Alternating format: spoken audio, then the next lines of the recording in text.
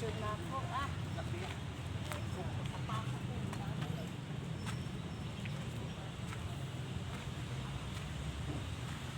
Hello guys, good morning. Ni ako sa blank nga lugar. Kisay makatagnan nyo asan eh. Oh. Oh.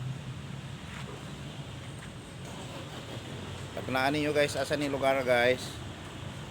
Op. Di na akong sakyanan ha. Di na akong sakyanan. Ayaw mo hinala. Tara guys, ako sakyanan no. Sakyanan magyapuingan ani bisag tuluray ligid ni. No? Ang inyong gina-consider nga sakyanan katumang upat ang ligid. Okay ni, oo. Bisag tuluray ligid ani sakyanan gyapon eh.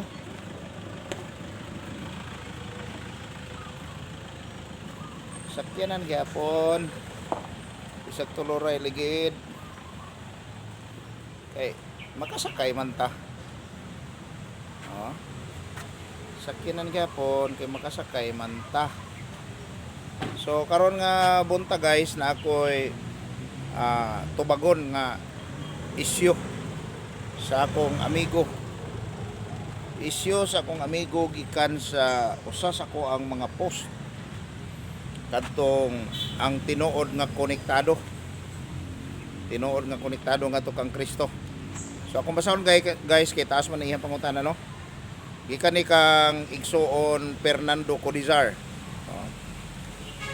Kini si Fernando Codizar mura ni siya og layman man siguro ni sa dako na to nga simbahan mga higala. So matud pa niya sa iyang pangutana giun sa nimo pag siguro nadugtong kana kang Kristo. Dok, may timailhan ka ba nga ikaw na konektado na? Ako trohon giun sa nimo pagsiguro nga nadugtong ka na kang Kristo. Dok, may timailhan ka ba nga ikaw konektado na? So daghan kayong timailhan brother. Kung ang timailhan lang ang imong gustong sayron no, gikan ako kung ano nga moingon ko nga konektado nako or with your respect sa evangelical churches in the Philippines no, sa tanan nga mga magtotoo, tanan nga mga Kristohanon nga sakop sa evangelicals no, kami akong tubag nimo igsuon kami sigurado na o nakasiguro mi nga mga konektado na mi diha kang Kristo. Number one reason nganong moingon ko nga konektado na mi diha kang Kristo, balikon gihapon nato ang ako ang gi-share ninyo ni atong pitsa ono sa Enero no, kabahin na sa kabaguhan sa kinabuhi. Number one jud na kaayo nga ilhanan igsuon nga nakonektar ka na kang Kristo. 2 Corintios 5:17 akong sublion matud pa ni Pablo, kung ang tao anaa na kang Kristo, buti pasabot lambigit na siya kang Kristo. Buti pasabot kung ang tao konektado na kang Kristo, matud pa ni Apostol Pablo, bag-o na siya nga binuhat. Ang tanang daang butang nangagina og tan-awa ang tanang butang nagbag-o na. So unang ilhanan igsuon Fernando Codizar nga moingon ko nga sigurado mi nga konektado na mi diha kang Kristo tungod sa among mga kinabuhing gibag-o sa Ginoo. Glory to God. Wala mi maghinambog. Siguro wa ka nakaila sa amo personally kung kinsa og unsa mi kaniadto sa wala pa mi diha kang Kristo. Na ako'y amigo manghigala nga 17 na kabuok kakinabuhi ang gihunos no, tungod kay diha pa man siya sa kalibutanon nga pag kinabuhi wala pa siya diha kang Kristo manghigala, wa pa siya masayod sa kamatuoran. Matud pa niya tor sa una sa dakong simbahan, siguro dili lang 17 kabuok ang akong nahunos nga kinabuhi, siguro niabot na ni og 30 kung wala kong madakpi sa Ginoo, wala mabag-o ang akong kinabuhi. Siguro 30 na kabuok karon ang akong napatay. Nakukuyawa ba ni tawhanan ni? So usa siya mga higala ka membro sa kini ang spiritual groups ba dinhi sa Pilipinas. Gitawag nato nga Remnant of God. No, matod pa niya in the Far East ba ni? Unsa ni nga ang suktumoy ani. So usa siya ka membro sa espirituhanon nga grupo. O nga ilalom og sakop sa gihapon sa Romano Katoliko nga pagtuo simbahan. So kana usa lang ka ehemplo. Napo koy laing nailhan mga higala nga grabe gyud ka bisyoso. Na isa ka adlaw muhurot og pagtulo ka pakiti nga sigarilyo. Og mo inom na og sugod tag-isa ka semana mo undang og inom. Grabe gyud ka palahubog. Grabe ka miserable ang kinabuhi mga higala. Apan sa dihang nadunggan niya ang mensahe sa pulong sa Ginoo. Nasayra niya nga ang Dios gamhanan og makahimo sa pagbag-o sa kinabuhi sa tao. Miduol siya sa Ginoo mga higala. Og karon glory to God. Usa na siya usab ka magwawali. Gibag-o ang kinabuhi. Wa nay bisyo mga higala. Ang pag-inom gibiyaan, ang pagsigarilyo gibiyaan, ang pagsugal ug uban pa mga higala nga mga binuhatan nga iya sa kalibutan iyang giundangan. Tungod kay nahilambigit naman siya kang Kristo. Kining atong paningkamot ba nga maundang ang atong mga bisyo? Kining atong paningkamot ba nga atong utrohon o usbon ang atong kaugalingon? Okay na siya kayo. Okay na siya kayo. Very good kayo na siya nga effort o tinguha o nga gipangandoy mga kaigsunan ko sa katao nga mabag-o ang kinabuhi. Pero sultihan ta ka. Kanang kabaguhan nga imuhang gipangandoy, dili nimo na madawat, dili nimo na maangkon kung wala si Jesus sa kinabuhi nimo. Ang nakalami manggod mga higala, kung si Ginoong Hesukristo makasulod sa kinabuhi nimo, tabangan kaniya nga ang mga butang nga di nimo mahimo, di nimo kayang buhaton, makaya nimo. Sama pananglitan sa pagbiya o pagtalikod sa mga bisyo o kahilayan. Lisod kay nabiyaan. Ug imo-imo lang wa kay Kristo ang kinabuhi nimo. Nganuman, walay gahom sa bala ang espiritu nga mamuhat diha sulod sa kinabuhi ug kasing-kasing nimo. No? Mao ni ang number 1 nga ilhanan nga konektado ang tao diha kang Kristo kung ang iyang kinabuhi higala mabag-o. Ug sa ako naggikaingon kining atong kaugalingong paningkamot nga mabag-o tao mausab ang atong kaugalingon, maayo na siya nga tinguha. Dalaygo na siya mga higala nga pangandoy sa kinabuhi. Apan walay kapakyasan kini mga higala sa diha nga wala si Kristo sa kinabuhi nimo. Nga naman, dili ka makabiya sa hingpit. Dili ka makahimo sa pagtalikod sa mga butang mga higala nga dili uyon sa kabubuton sa Ginoo. So kinabuhi nga nabag-o ang importante kaayo nga ilhanan. Igsuon kong Fernando Curizar, number 1 nga ilhanan nga konektado na ta diha kang Kristo kung ang atong kinabuhi gibag-o na sa Ginoo. Ikaduha nga ilhanan nga akong i-share sa imuha.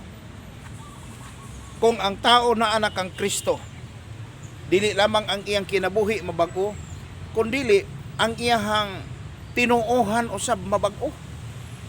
Ang iyahang pagtulunan ba mabag-o.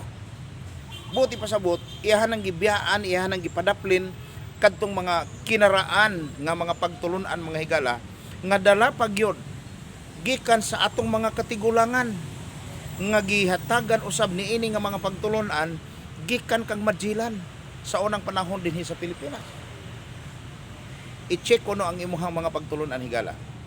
Kung ang imong mga pagtulunan dili parehas sa mga pagtulunan sa atong Ginoong Hesukristo, dili ka pa konektado kang Kristo higala ko. So I'm sorry to tell this, but I have to tell this because kamatuoran ni mga higala na ani sa pulong sa Ginoo nga matud pa ni Kristo sa dihang masayra nato ang kamatuoran magahatag kanato og kagawasan.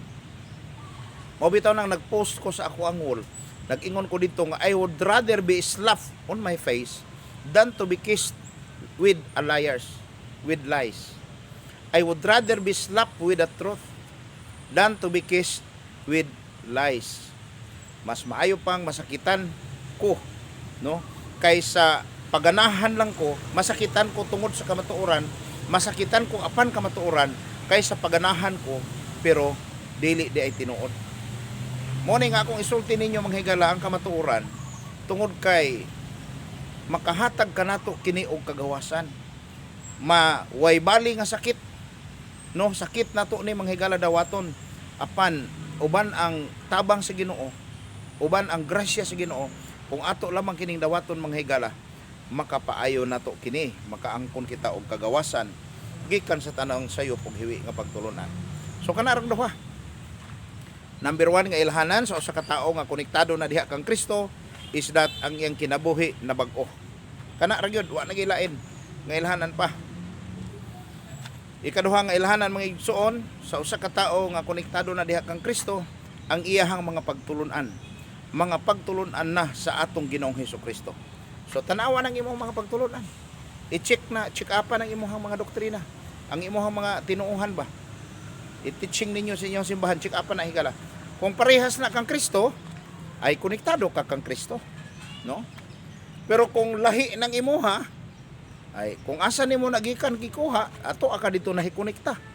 Kung gikuha nimo nagikan sa Roma, ay konektado ka sa Romano Katoliko. O mo nang Romano Katoliko ka. Kami kay konektado man mi kang Kristo, mo nagitawag pod mi nga mga Kristohanon. O ingon ana lang ka kuan praktikal ang pulong sa Ginoo mga higala. Kung asa ka na konekta, mao nay tawag sa imuha. Konektado man ka sa Romano o Roma, mo nang gitawag mo Romano Katoliko. Kami kay konektado man mi kang Kristo, mo nang gitawag mi nga mga Kristohanon. Ana lang na kasimple. Pero ang kontrobersyal kaayo mga higala og dili gyud katuohan, no? Dili gyud katuohan tungod kay perting layo ara gyud kayo sa kamatuoran. Kanang konektado ka sa Roma, unya moangkon ka nga Kristohanon. Nasayod ka ba nga ang Roma maunay numero 1 nga kalaban sa atong Ginoong Jesucristo kaniadto? Kadaghan kay mga imperyo mga higala nangagi. Kung tan-aw nimo ang kasaysayan, daghan kay mga empires nga nagrule sa tibuok kalibutan. Wa ko masayop na siguro sa mga 8 ato sa 10 ka mga empires.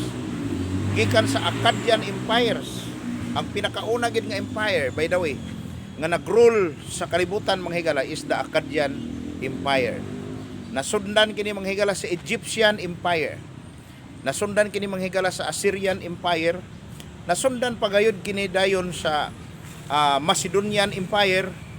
Nasundan pagayod kini sa ang Roman Empire na. Ug wala ka matingala do na pay daghan nga nagsunod sa Roman Empire. Wala ka matingala nga sa kadaghang empire, no? Ang pangalan pagyud sa imuhang simbahan didto gikonek sa Roma, nga kung imong tan-aw ng kasaysayan, ang Roma mo ni pinaka number 1 nga enemy sa Christianity, no? So pintas maghapon tong mga Persian Empire, Assyrian Empire, pintas maghapon sila. Pero wa nay mo break pa sa record sa pinakapintas kaayo in terms of persecution. Wala nay lain pang pinakatampalasan, wala nay lain pang pinakamangtas nga imperyo nga naglutos sa mga Kristohanon, mga kaigsunan ko, gawas sa Roman Empire. Wa ka matingala ana. Kadaghan kayong empire nganong ang Roma pa man gyud ang gikuhaan sa pangalan sa Roman Catholic Church. Nganong wala naman lang Christian Catholic Church. Nganong wala naman lang himuang nga Akkadian Catholic Church. Kato sila nagapersecute gihapon sa mga dili pareha sa ilaha. Pero mild lang ang ilahang persecution higala. Wa gyud mo parehas kamangtas sa Roman Empire. Grabe kamangtas ang Roman Empire mga higala. Og ngano wa ba ka matingalan ini, og ngano nga diha man ninyo gikonek ang inyong iglesia, ang inyong simbahan, Roman Catholic Church. Wa ka matingala na. Nganong wala man ibutang nga Egyptian Catholic Church. Nganong wala man ibutang nga Macedonian Catholic Church. Nganong gibutang magid Roman Catholic Church nga ang Roma number 1 na kamangtas kaayo in terms of persecution against sa mga believers of Christ. Isip-isip higala, huna-huna pag maayo kini nga kamatuoran.